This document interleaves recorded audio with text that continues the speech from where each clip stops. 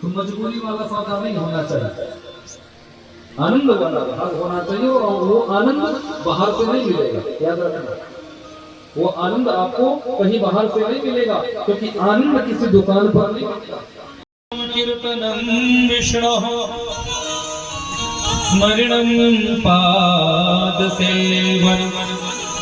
अर्चनं वन्दनं दास्यं सख्यम् आत्मनिवेदनम्। प्रहलाद जी ने तो इतनी ऊंची बात कह दी कि पिताश्री जनमानस को 9 दरवाजे बताए हैं, 9 रास्ते बताए हैं, 9 रास्ते प्रभु से सच्ची प्रीति करने के लिए, उस प्रभु रूपी आनंद का अपने जीवन में भाव प्रकट करने के लिए 9 दरवाजे हैं। अब जो दरवाजा तुम्हें अच्छा लगे उसको खोलो, जो रास्ता तुम्हें अच्छा लगे उस रास्ते पे निकलो, निकलने का तो प्रयास करो। अन्य पंथों में एक ही मार्ग होता है, तो सीधे ही चलना पड़ेगा।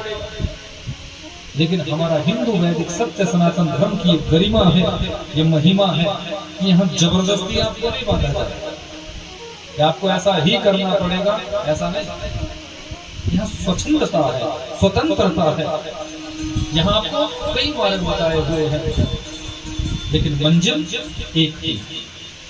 रास्ते अलग हो सकते हैं, लेकिन पहुंचेंगे आप एक ही जगह, पहुंचेंगे मेरे ठाकुर जी के पास। रास्ता कोई भी चुनो, 9 द्वार है, 9 में से कोई भी पकड़ लो। चाहे सुनना शुरू कर दो, चाहे कीर्तन गाना शुरू कर दो, चाहे चिंतन करना शुरू कर दो, चाहे दास्य भक्ति जीवन में ले आओ कि मुझे तो वो सेवा ही करनी है, चाहे सख्या भक्ति जीवन में ले आओ कि ठाकुर जी को हमें मित्र मानना है, सखा मानना है, पुत्र मानना है, पति मानना है, पिता मानना है, जो मानना है माने। कोई भी द्वार यदि आप अपने जीवन में खोल लेते हो, किसी भी दरवाजे में यदि आप किसी भी मार्ग पर निकल पड़ते हो, तो ये समझ लेना अंतिम मंजिल ठाकुर जी के चरणों की ही है। आप किसी भी मार्ग पर निकलोगे, मेरे ठाकुर जी के पास ही पहुंचना है, बस पहुंचने का प्रयास करो।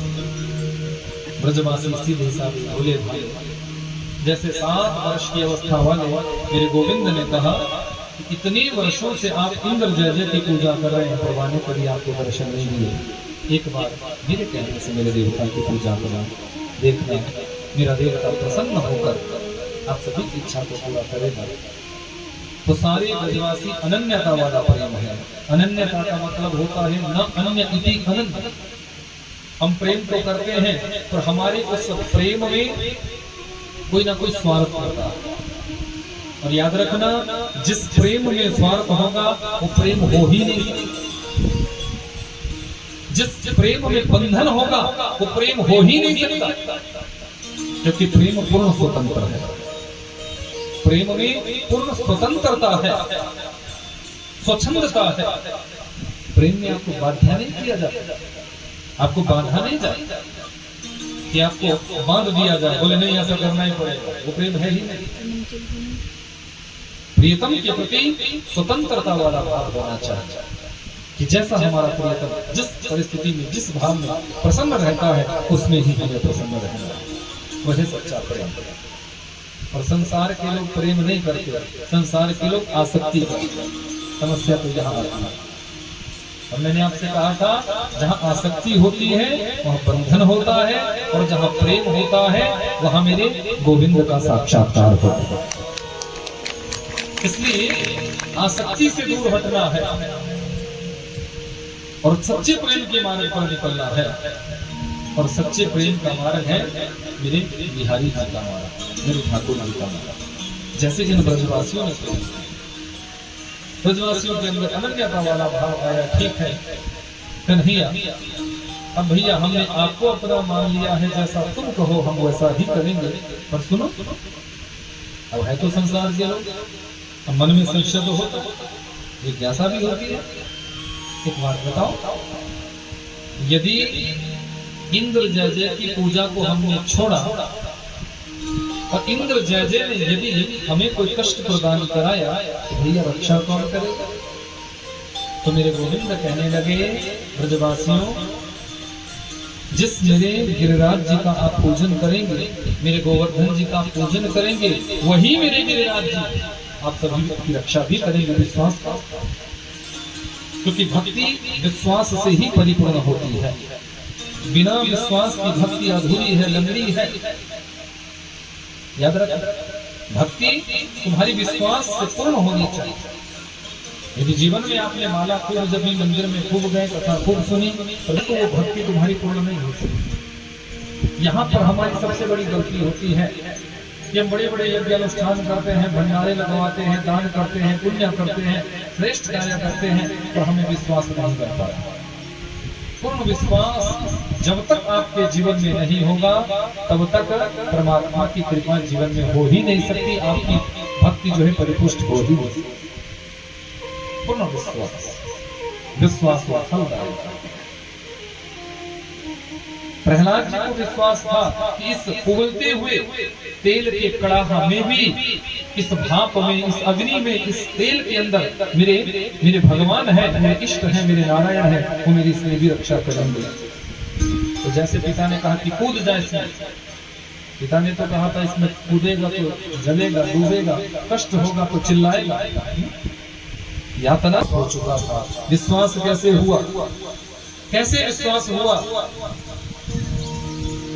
जब निकले तो प्रहलाद जी भी पहले अपने ही पिता को भगवान मानते, अपने पिता को भगवान मानते। अब निकले हैं तो एक कुम्हारी जोर जोर से रो रही है। तो प्रहलाद जी ने पूछा, भैया आप काय को रो रही हो? तो कुम्हारी कहने लगी, हे राजकुमार, मैंने आवे में अग्नि दे दी है और इस आवे के बीच में कुछ बिल्ली के बच्चे रह गए हैं और निश्चित तौर पर वो बिल्ली के बच्चे जल जाएंगे। तो प्रहलाद जी ने झट से कह दिया कि यदि ऐसा है तो मेरे पिताश्री को याद करो, मेरे पिताश्री भगवान हैं, उनको याद करो, और वो यदि कृपा करेंगे तो तुरंत ये बिल्ली के बच्चे बच जाए। तो कुम्हारी ने कहा, बेटा तुम्हारे पिता कुछ नहीं कर सकते, क्योंकि तुम्हारे पिता तो साधारण राजा हैं। इन बिल्ली के बच्चों को सिर्फ और सिर्फ परमात्मा बचा सकते हैं, नारायण बचा सकते हैं। प्रहलाद जी कहने लगी, ये नारायण कौन है? बोले यही सर्वंतकारी नारी है, घट घट में जो वास करते हैं वो है नारायण। वो यदि चाहे तो इन बिल्ली के बच्चों को इस जलती हुई अग्नि के बीच में भी बचा सकते हैं। बोले क्या सच में बचा सकते हैं? बोले हाँ, सच में बचा सकते हैं। अब राजा का पुत्र था, राजा का खून था अंदर, तो कहने लगा, सुनो, आज मैं देखूंगा यदि तुम्हारे नारायण ने सच में ही इस जलती हुई अग्नि के बीच में बिल्ली के बच्चों को बचा दिया, तो मैं आज के बाद तुम्हारे ही नारायण का नाम जपने लग जाऊंगा। और कदाचित यदि बिल्ली के बच्चे नहीं बचे तो अपने पिता से तुम्हें ऐसा दंड दिलवाऊंगा, ऐसा दंड दिलवाऊंगा कि जीवन भर याद रखो। तुम्हारी रोने लगी है, भगवान से निवेदन करने लगी है, निवेदन करने लगी है, प्रभु आप ही कुछ करो। मारने वाला है भगवान, बचाने वाला है भगवान, मारने वाला है भगवान, बचाने वाला है भगवान। कहने लगी, प्रभु आप चाहो तो किसी को भी मार डाल सकते हो, आप चाहे तो किसी को भी बचा सकते हो। मुझे चिंता इस बात की नहीं है कि राजा का यह पुत्र अपने पिता से मुझे दंड दिलवाएगा। मुझे चाहे जितनी मर्जी यातनाएं दी जाए, जितना मर्जी दंड दिया जाए, मुझे इसकी परवाह नहीं। लेकिन मुझे इस बात की चिंता है, यदि आज आपने इन बिल्ली के बच्चों को बचाया नहीं तो आपके नाम की महिमा घट जाएगी, आपके नाम की महिमा घट जाएगी। और मैं चाहती हूँ कि राजा का पुत्र है, और राजा का पुत्र यदि बदल जाएगा तो पूरी प्रजा बदल सकती है। किसी एक आदमी को आप बदल नहीं सकते। पर समूह का कोई अध्यक्ष यदि है, परिवार का कोई एक व्यक्ति, यदि आपने किसी एक परिवार के एक व्यक्ति को बदल दिया तो वही परिवार का एक व्यक्ति अपने पूरे परिवार को बदल देता है। बोलो है कि नहीं? तो एक व्यक्ति भी यदि दीक्षित होता है, एक व्यक्ति भी यदि आस्थावान बनता है, एक व्यक्ति भी यदि परमात्मा के नाम की माला जपता है, तो उस एक भक्त से ही पूरा परिवार बदल जाता है। उसकी भक्ति, उसकी माला जपने का भाव, उसका प्रभु का चिंतन करने का भाव, प्रभु की भक्ति करने के भाव से पूरा परिवार बदल जाता है। पूरे परिवार के अंदर एक एनर्जी, एक कृपा आने लग जाती है। इसलिए आज कुम्हारी नारी भगवान के सामने रो रो कर कहती है कि मुझे दंड मिलेगा, इसकी परवाह नहीं। और ये राजा का पुत्र आज बदल गया ना, इसके चित्त में यदि आपकी भक्ति का विश्वास उभर गया तो मैं जान सकती हूँ कि ये पूरे समाज को, पूरे संसार को बदल सकता है। जो नास्तिक वृत्ति के लोग हैं, जो परमात्मा के नाम को नहीं जपते हैं, जो परमात्मा का नाम जीवन में नहीं लेते हैं, ये राजा का पुत्र उन सब में बदलाव ला सकता है, सबको आस्थावान बना सकता है। इसलिए प्रभु बस मेरा आपसे निवेदन है कि इन बिल्ली के बच्चों को सुरक्षित बाहर निकालें, इन बिल्ली के बच्चों को सुरक्षित बाहर निकालें। रोते रोते निवेदन किया है। और बंधुओं एक बात याद रखना, यदि परमात्मा की कृपा हो जाए तो क्या नहीं हो सकता। कि जाको राखे सावरा, मार सके ना को, बाल ना बांका कर सके, जो जग बैरी हो। मेरे गोविंद यदि कृपा कर देते हैं तो आपका बाल भी बांका कोई कैसे कर सकता है। तुम्हारी ने निवेदन किया है, निवेदन करते करते करते करते अग्नि शांत हुई है। और जैसे ही अग्नि शांत हुई है, कुम्हारी ने घड़े हटाना शुरू किया है जहां आवाज दे रखा था चारों ओर से। और जैसे ही घड़े हटाने लगी है, नीचे एक घड़ा ऐसा निकला है कि जिस घड़े में बिल्ली के छोटे छोटे बच्चे जो है म्याऊं म्याऊं करते हुए अपनी मां की ओर दौड़ते हैं। जीवन का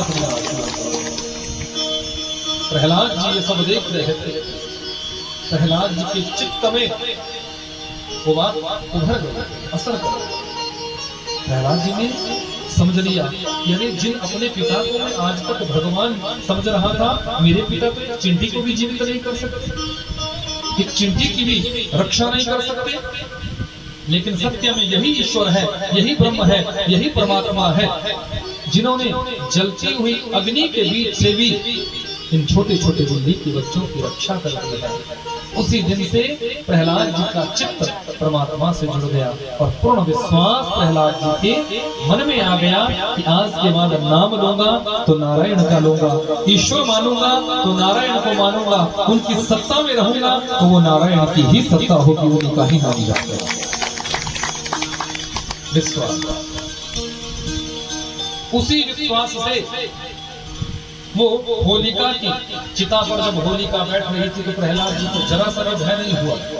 जानते हैं कि जब वो बिल्ली के बच्चों को जलती हुई अग्नि के बीच में बचा सकते हैं तो मुझे भी बुआ की गोदी में, भले ही चिता के बीच में बैठी हो, भयंकर अग्नि जल रही हो, मेरी रक्षा परमात्मा और वही हुआ। इतनी भयंकर चिता लगाई गई थी, होलिका को वरदान था ब्रह्मा जी का कि मुझे कोई जला नहीं सकता, लेकिन उस वरदान के पीछे अधर्म के मार्ग पर चली है, इसलिए होलिका का तो दहन हो गया। लेकिन प्रहलाद जी जलती हुई चिता के बीच से भी ऐसे निकल कर आए थे जैसे कोई फूलों की ढेरी के ऊपर से बाहर निकलता। भगवान विश्वास, पूर्ण विश्वास, और वो विश्वास प्रेमा भक्ति से हो सकता है, वो प्रेमा भक्ति से हो सकता है। भगवान ने कहा चिंता मत करो, मेरे गिरिराज जी तुम सभी की रक्षा करेंगे, मेरे गिरिराज जी तुम सभी की रक्षा करेंगे। यदि तुम्हारे मन में विश्वास हुआ है तो वही गिरिराज जी आप सभी की रक्षा करेंगे। सबने 56 प्रकार के भोग लगाए हैं। संत नारद जी सीधे पहुंचे हैं भोग प्राप्त करे। संत नारद जी ने भी प्रसादी पाई और सीधे स्वर्ग में गए, देवराज कर गए। देवराज इंद्र यहाँ अप्सराओं के नृत्य में खोया हुआ। देवेंद्र हाथ आगे बढ़ाओ। राजा इंद्र ने हाथ आगे किया है तो नारद जी ने अपने कमंडलों में से एक बालूशाही निकाली और हाथों पे धर बोले खाओ। घर में खाई, बोले बड़ी टेस्टी है, बड़ी स्वादिष्ट है। तो स्वाद जाना पहचाना लग रहा है। और तो नारद जी ने अब आलू की जलेबी निकाली कमंडलों में से और वो भी इंद्र के हाथों में धर दी, बोले खाओ। आलू की जलेबी गिरिराज जी में एक जतीपुरा स्थान है, वहां आप जाएंगे आलू की जलेबी बनती है। अन्य जगह कहीं भी आपको आलू की जलेबी नहीं मिलेगी। पनीर की जलेबी मिल जाएगी, दूसरी जलेबी मिल जाएगी, पर आलू की जलेबी नहीं मिलेगी। आलू की जलेबी आपको अगर कोई बना भी दे तो वो स्वाद नहीं आएगा। जो स्वाद आपको गोवर्धन जी की परिक्रमा करते हुए वहां जो आलू की जलेबी जो मिलती है उसका तुम भोग लगाते हो गिरिराज जी को, और उसके बाद जब उसको पाते हो ना तो वो स्वाद बिल्कुल अलग है। तो आलू की जलेबी इंद्र ने खाई। बोले महाराज और बोले और लेना है तो जाओ नीचे। बोले कहाँ? पर तुम कैसे जा सकते हो कि वो तुम्हारा तो कर दिया पत्ता साफ। बोले मैं कुछ समझा नहीं। सुनो देवेंद्र, उस नंद के छोरे ने वर्षों से आपकी जो पूजा हो आ रही थी, ब्रजमंडल में पूजा हो रही थी, उस तुम्हारी पूजा को बंद करवा के अपने आप भगवान बनकर बैठा है। अपनी पूजा करवा, अपनी पूजा करवा। इंद्र ने देखा, अच्छा ब्रजवासियों की ऐसी धृष्टता, उन्होंने मेरे वर्षों की पूजा तो आज रोक कर इस नंद के छोरे की इस ग्वाले की पूजा करना प्रारंभ कर दिया। इसका दंड इसको तो मिलेगा ही मिलेगा, और इसके साथ इन समस्त ब्रजवासियों को भी इसका दंड मिलेगा। अभिमानी अहंकार आ गया और तुरंत प्रलयकालीन मेघों को बुलाया है। जब प्रलय के समय जिन मेघों को बरसाता कि गणम सांवर्तकम मेघानां चान्तिकारिण इंद्रः प्राचोदयत क्रुद्धो वाक्यं चाहे शुमान्यत। गण सांवर्तक मेघों को बुलाया, जाओ इतनी घनघोर भयंकर मूसलाधार वर्षा करो कि संपूर्ण ब्रजमंडल जलमग्न हो जाए। कोई भी नगर, कोई भी गांव, कोई भी कस्बा सुरक्षित ना बचे, जल ही जल हो जाए। प्रलय कर दो। पूरे ब्रजमंडल पर बिजलियां कड़कने लगी हैं, बादलों की गड़गड़ाहट होने लगी है, मूसलाधार वर्षा प्रारंभ हो गई है। ब्रजवासी घबराए, अरे लाला हमने तुमसे कही थी भैया इंद्र कुपित होकर हमें कोई ना कोई दंड देगा, अब रक्षा करो। कौन रक्षा करेगा? रक्षा करो भैया, हमारी रक्षा करो। मेरे गोविंद कहने लगे, ब्रजवासियों चिंता करने की बात नहीं है, बिल्कुल चिंता मत करो। जिन मेरे गिरिराज जी की आपने पूजा की है वही मेरे गिरिराज जी आप सभी की भी रक्षा करेंगे। आज मेरे गोविंद 7 वर्ष की अवस्था में है, पर 7 वर्ष की अवस्था वाले मेरे नारायण ने, मेरे गोविंद ने 7 कोश लंबे चौड़े पर्वत को अपनी इकन्नी उंगली पर धारण कर दिया है। बोले गिरिवरधारी भगवान की। आओ ब्रजवासियों मेरी शरणागति में आ, मैं तुम सभी की रक्षा करूं। सारे ब्रजवासी शरणागति में आ गए हैं। सबको थोड़ा भय भी है, इसलिए सबने मोटी मोटी अपनी लाठियां लगा ली है, कहीं पर्वत नीचे ना हम सभी की तो चटनी बन जाए। सबने अपनी अपनी मोटी मोटी लाठियां लगाई। 7 दिन 7 रात्रि तक मेरे गोविंद ने इस पर्वत को अपनी इकन्नी उंगली पर धारण करके रखा है। यहाँ मेरे गोविंद ने शेषावतार बलराम जी को कहा कि हे शेष जी आप चारों तरफ से बांध लगा दो, जितना भी जल अंदर बरसाना है जल की एक बूंद भी अंदर ना आने पाए, एक बूंद भी अंदर ना आने पाए। और दूसरे रूप से बाबा अगस्त्य जी का आवाहन कर दिया, अगस्त्य जी को बुला दिया। सुखदेव स्वामी राजा परीक्षित को कथा सुना रहे हैं। परीक्षित ने प्रश्न, सुखदेव स्वामी कहते हैं राजन ये अगस्त्य त्रेतायुग के संत हैं। वो अगस्त्य जिन्होंने एक आचमन में ही, एक घूंट में ही पूरे समुद्र का पान कर गए थे, पूरे समुद्र के जल को पी गए, ये वो अगस्त्य है।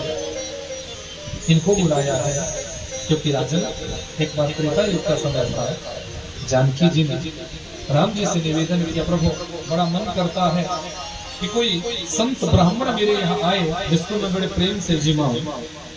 तो राम जी कहने लगे, देवी ऐसा नहीं कहते, कभी कोई ऐसा ब्राह्मण आएगा कि तुम्हारे यहाँ जिमने बैठेगा पर तुम उसको जिमाते जिमाते थक जाओगी, हार जाओगी, तो उसका पेट नहीं भरेगा। अरे प्रभु मैं तो चाहती हूँ ना ऐसा ऐसा। प्रभु आज तक जो आता है 2-4 पूरी पकौड़ी खाकर उठ जाता है, मैं तो चाहती हूँ कि कोई ऐसा दिव्य ब्राह्मण आए।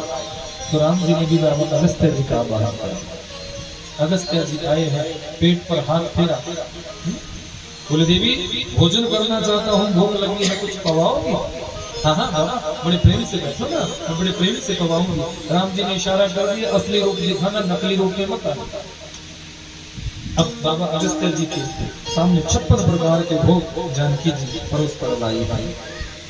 अब बाबा अगस्त्य जी ने थाल की ओर देखा और हंसने लगे। जानकी जी कहने लगी, प्रभु क्या कुछ गलती हो गई है? महाराज भोजन परोसने में कोई गलती हो गई, कोई त्रुटि हो गई? बोले ना ना ना, त्रुटि तो कुछ नहीं है, तो आप तो हंस रहे हैं महाराज। बोले मेरे हंसने का तो यही कारण है, मैं विचार कर रहा हूँ कि इन छोटी छोटी कटोरियों की को मुख में डालूं, नाक में डालूं या कान में डालूं। जल्दी से हम भोजन करते नहीं, एक आध युग में अच्छी तरह फिर भोजन करते हैं, पर जब करते हैं तो ढंग से करते हैं। बोले बाबा आप आओ ना, मैं बड़े प्रेम से कमाऊंगी। अविश्राम गति से बाबा अगस्त्य जी का भोजन चला है। 20 बार आटा गूंथ दिया जानकी जी ने, पर बाबा का भोजन चल रहा है। रिद्धि सिद्धि को बुला दिया, गणेश जी को बुला दिया, एक संत मेरे द्वार से भूखा नहीं जाना चाहिए। 17 दिन भोजन करते करते हो गए। 17वें दिन जानकी जी गई है, चरणों में प्रणाम किया, बाबा प्रणाम करती हूँ, देवी चिर सौभाग्यवती भव। पर अभी बात नहीं कर सकता क्योंकि अभी भोजन करने में व्यस्त है। बाबा मैं तो बस ये पूछने आई थी कि आधा भोजन हो गया हो तो कुछ जल की व्यवस्था करो। बोले जब हो जाएगा तो बता दूंगा। जानकी जी चली थी, बोले आधा भी नहीं हुआ। 18वें दिन राम में आए, बोले देवी बाबा का भोजन चल रहा है ना? पर जानकी जी तो चरणों में गिर गई, दोबारा ऐसा ब्राह्मण मेरे यहाँ मत बुलाना, दोबारा ऐसा संत मेरे द्वार पर मत बुलाना। राम जी कहने लगे, जानकी जी क्या हुआ? बोले श्रद्धा की टांग तोड़ के रख दी। मुझे क्या पता था इतना खाते, मैंने तो सोचा था कि थोड़ा बहुत खाएंगे और उठ जाएंगे। कल पूछने गई कि आधा हो गया हो तो थोड़ा जल पिलाऊं, कहते हैं कि आधा तो हुआ ही। राम जी समझ गए अब जानकी जी हार चुकी है, थक चुकी है। तो राम जी ने इशारा किया, बाबा अब भोजन करना बंद करो, जानकी जी थक चुकी है। अगस्त्य जी ने भी एक डकार लिया है, बोले लाओ देवी अब मेरा आधा भोजन हो गया, अब कुछ जल की व्यवस्था करो। जानकी जी चरणों में गिर गई, नहीं कर पाऊंगी महाराज आपके जल की व्यवस्था। जब आप भोजन इतना करते हैं तो जल कितना पीते होंगे, कैसे पिलाऊंगी इतना जल आपको? राम जी कहने लगे, महात्मा जी आप चिंता ना करें, आप तो संत हैं। इस त्रेता युग में आपके भोजन की व्यवस्था हुई है। द्वापर के अंत में जब मैं कृष्णावतार लेकर आऊंगा और गिरिराज जी को अपनी कन्नी उंगली पर धारण करूंगा, उस समय कुपित होकर इंद्र जितनी भी वृष्टि करेंगे, जितनी भी वर्षा करेंगे, उस समय आप आना और इंद्र के द्वारा बरसाए गए जल का पान करना। उसी समय मैं आपके जल की व्यवस्था करूंगा, वही आपके जल की व्यवस्था करूंगा। तो आज वही त्रेता युग अगस्त्य जी है, जितना जल बरसाया है इंद्र ने, बाबा अगस्त्य ने उस जल का पान किया, उस जल का पान। 7 दिन 7 रात्रि तक भगवान ने गिरिराज जी को अपनी कन्नी उंगली पर धारण किया है। 4-5 दिन जब हुए तो ब्रजवासी कहने लगे, अरे भैया नेक सा छोरा है, थक गया होगा, हार गया होगा, नेक विश्राम कर। अब मेरे गोविंद के मुख से निकल गया, मैं तो भगवान हूँ और भगवान कभी थकते नहीं। ब्रजवासी कहने लगे, अरे भैया काय बात की भगवत्ता है तुम्हारे अंदर, किसने कह दिया तुम भगवान हो? तो प्रभु कहने लगे, मैंने अघासुर को मारा, पूतना को मारा, तृणावर्त को मारा, बकासुर को मारा, मैंने इतने असुरों को मारा। अच्छा उन सबको तूने ही मारा? अरे भैया उन मरे मरायों में 10-5 लाठियां हमने भी तो लगाई। की जय। बाके बिहारी लाल की जय। थोड़ी देर कीर्तन।